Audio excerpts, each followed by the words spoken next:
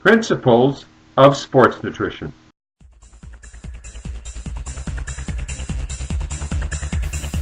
One of the driving forces behind the rampant use of steroids and doping agents that are considered to be illicit in athletes that compete, for example in the Olympics or in professional sport, are the fans themselves. Sport fans today want to see more of everything in sport, including speed, size, strength, power, especially new world records. Who doesn't like to see a world record achieved by a great athlete? But unfortunately, whether it's a minority, I'm not sure exactly what percentage of the population would be, but there's a percentage of the population that absolutely thrive on brutality, they love the fighting, and they even thrive on the possibility that the athlete could die or get killed. Obviously, the popularity of MMA and the Ultimate Fighting Championships reinforces the point. Millions of people worldwide love to see violence in sport. There's nothing more violent in the world outside of real violence in real life, such as war and murder and rape, that compares to what goes on inside the ring between men and women, with millions of people making bets to see who is going to beat the living shit out of the other competitor and possibly kill that competitor and certainly cause a lot of damage, not just to the loser, but to the winner as well. I mean, how intelligent is this sport, and why do so many people thrive on the violence that it portrays? I mean, let's go back in time. Isn't this similar to what the Romans did with the gladiators in the ring? And why do people thrive on violence? These are philosophical issues. Is violence inherent in our species? Or is it a function of something that's conditioned in us because of the environment and the conditions that we are raised in and conditioned to think about and believe? Many people believe that we are violent by nature. I don't. I think that this is a function of conditioning and programming, and of course the environment plays a huge role. What kind of environment were you raised in? What is your perception of reality? And do you think that humans have the capacity to live in peace? I do. So I see all of this as senseless and a futile waste of time and energy. Now, sport is big business, including the Olympics. It's big business, and it generates billions and billions of dollars of profit for governments and especially for private corporations.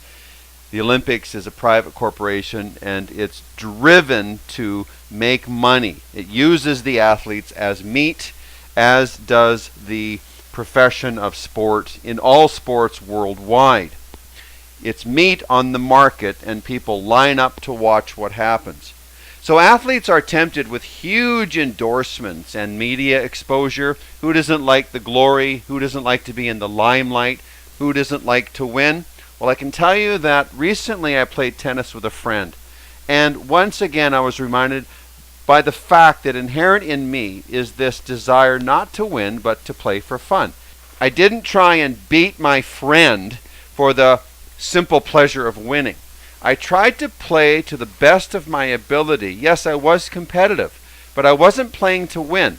Read any rule book in the world on any sport. It will tell you right there in plain black and white. The object of the sport is to score a goal and play according to the rules. Winners are declared at the end of the time period when it's over. But the ultimate objective, the purpose of sport, is not to win.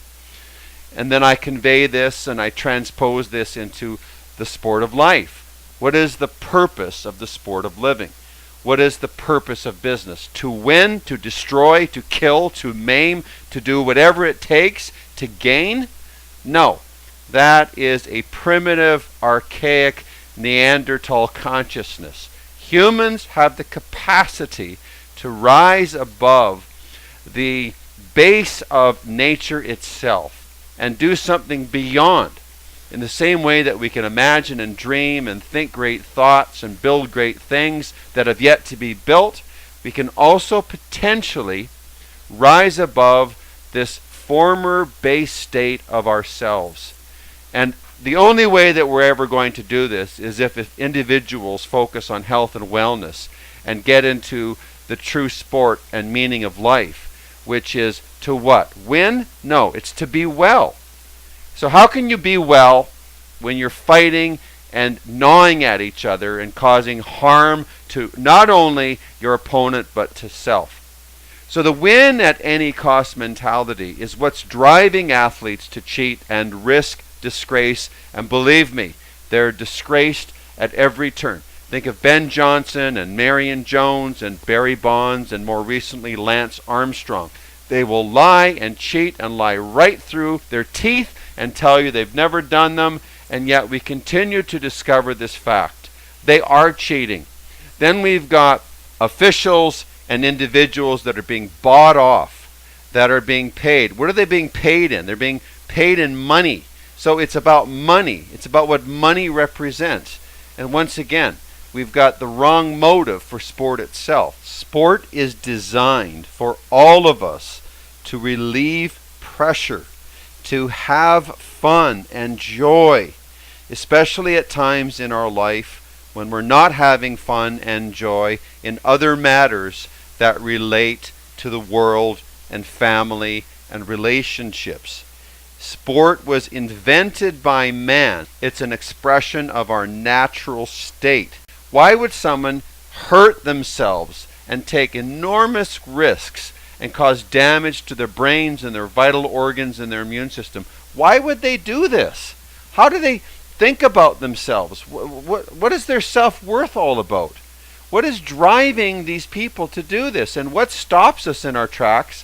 Why aren't you, who's listening to this, taking steroids and taking growth hormone and taking drugs to enhance your performance? And if you are, why are you? Do you care about yourself? Have you lost touch with why you're here and what you're doing? Isn't your health, your state of mind, the preservation of life, its preciousness, isn't it important to you? So how important is life itself to an individual driven and pushed around by society and the fans that want to see improved performance, regardless of the cost on the athlete's life and health? This is the issue. And this is why Aristotle, 2,000 years ago, said, if you want to judge the evolution and state of a society, just go to a sporting event and watch what happens. Look at the fans and measure the state of that society. Measure the evolutionary intellectual capacity of that society by the violence that is tolerated by the society that permits it in the sport.